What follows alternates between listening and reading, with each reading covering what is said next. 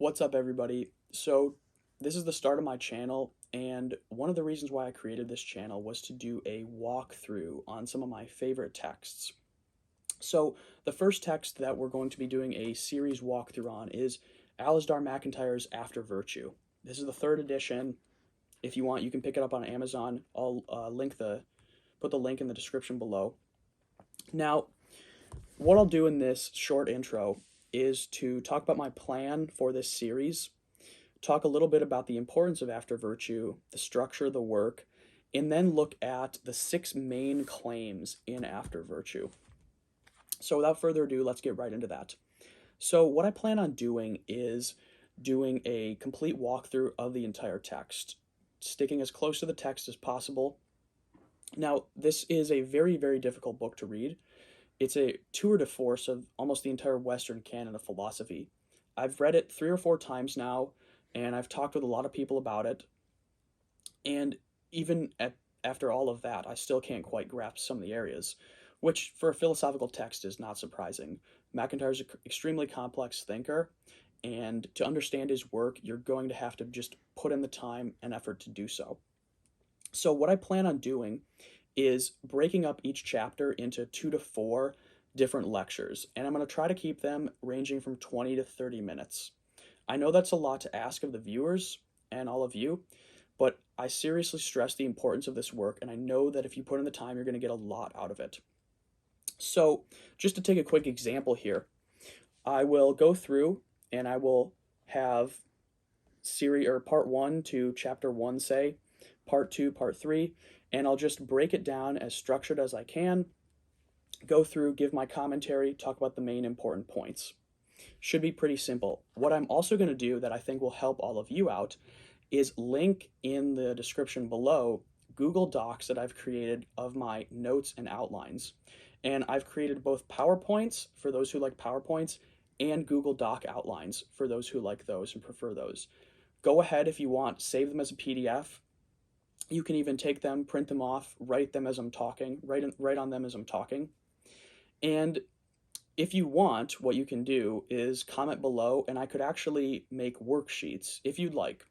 I don't plan on doing that, but if you would like me to do that, I could make worksheets where I put in some basic questions, have you fill some stuff out, just to help you ingrain the material better, learn the ideas. So that's going to be the basic plan. I expect this to take probably 60 to 100 videos.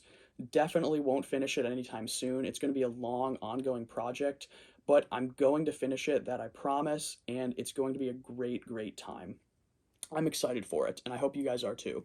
So, next, moving on, let's talk a little bit about the importance of MacIntyre.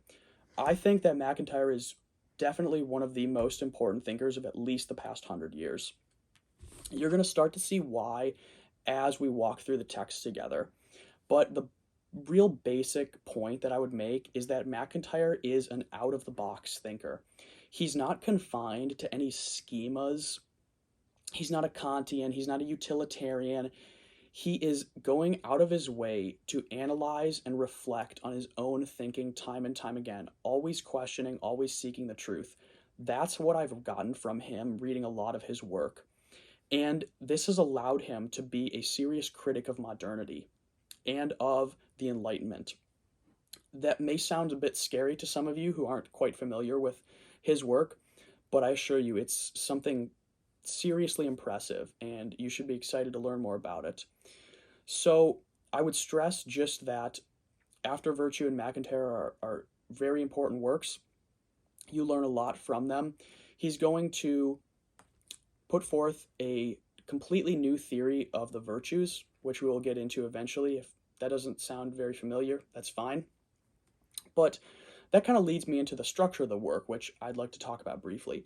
So After Virtue is divided into 2 main sections. It has 18 chapters, and chapters 1 through 9 and chapters 10 through 18 are going to compose the 2 main sections of the work. So the first 9 chapters are going to be what I've heard referred to as the demolition project. So MacIntyre is going to utterly demolish the Enlightenment's project of justifying morality, justifying ethics, putting forth this ethical system. And it's going to be an absolutely really the only way I can describe it is completely um, jaw-dropping when I first read it. I had never encountered anything like it, and when I first read it, I was frankly blown away. I think you will be too. So a lot of stuff's going to happen in those first 9 chapters, and a lot of important stuff. So, for example, he's going to critique Kant's ethics. He's going to critique utilitarianism. He's going to critique the fact-value distinction put forth by Max Weber and David Hume.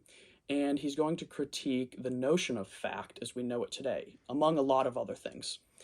Now, the second part of the book is really going to be where his project that he's going to develop through his next books gets going. And chapters 10 through 14 are going to compose an account of the virtues, historically speaking. So he's going to go through the virtues and an account of them from the Homeric age, in Athens, Aristotle, Thomas Aquinas, and the medievals. And then finally, he's going to talk about the virtues in the context of Jane Austen, Ben Franklin, and some more contemporary thinkers. So then in chapters 15 through 18, each chapter is going to form a part of a long, complex argument. And we'll get there when we get there. But the bottom line is that those chapters are going to be the core of his kind of building up of a new theory. A lot of stuff's packed in there, so I'm kind of overgeneralizing here. But with that in mind, let's take a look at the 6 main claims made in After Virtue. And I think this will really help to set the stage for the following video lectures. So I've written them out here. I'm just going to kind of read them off. So the first claim that is made is that our social and cultural order is composed of debate over moral issues that is unsettlable under our framework. So this may sound confusing to some of you. For those who have read MacIntyre, maybe not so much. This is really covered in chapter 2. And so, for example, though, we're going to talk about abortion, euthanasia, and justice. And debates in our contemporary culture over these things, if you've noticed, often devolve into shrill screaming matches, as I say. And MacIntyre is going to really analyze this. And what he's going to find out is that this is because of the incommensurable forms of moral assertion that lay at the bottom of these arguments.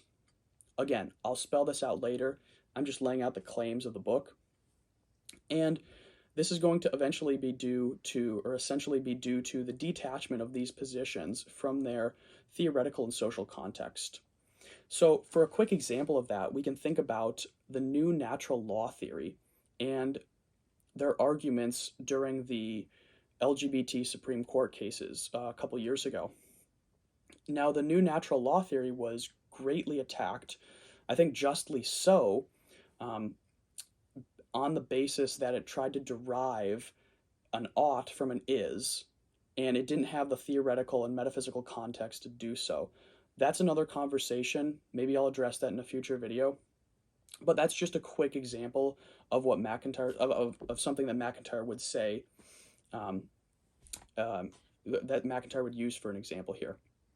The second claim of the book is going to be that the failure of the Enlightenment project is responsible for all of what was mentioned above. Now, what does this mean? Again, this will be spelled out in great detail, but the Enlightenment project set out to provide a secular morality that all rational people would accept. It sought to replace the religious moralities. And MacIntyre is going to argue that the result is simply the stalemate we see in the modern moral philosophies. So, for example, between utilitarianism and Kantianism, etc.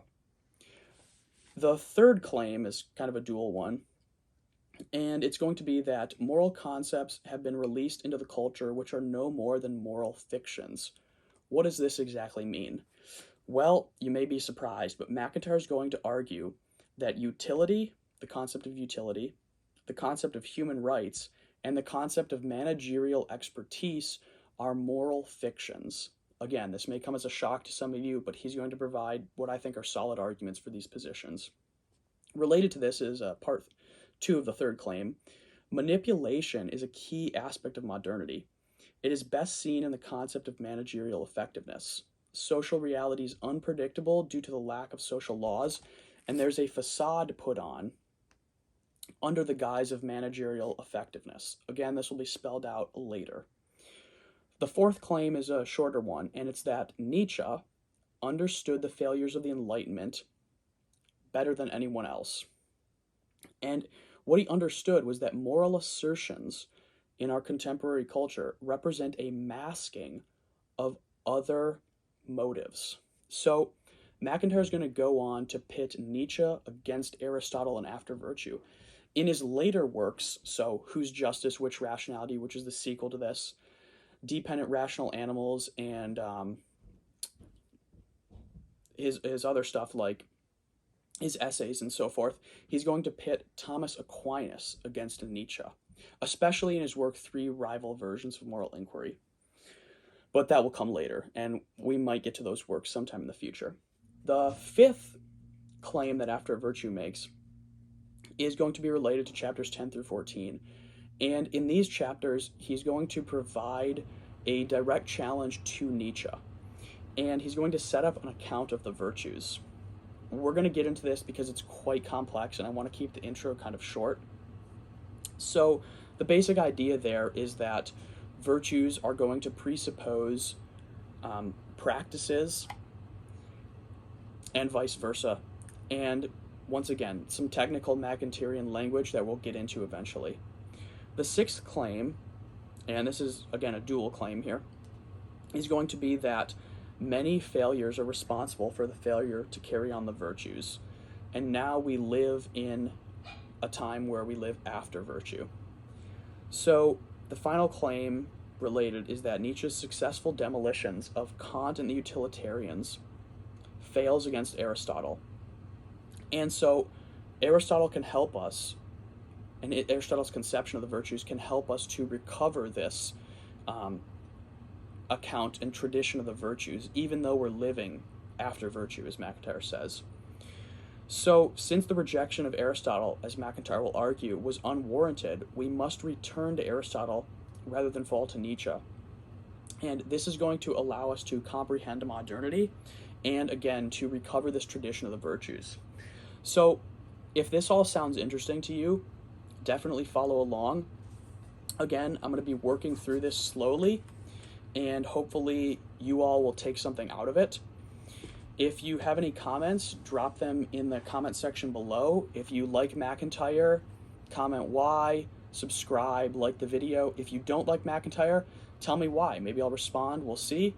And with that, I think it's a good place to end.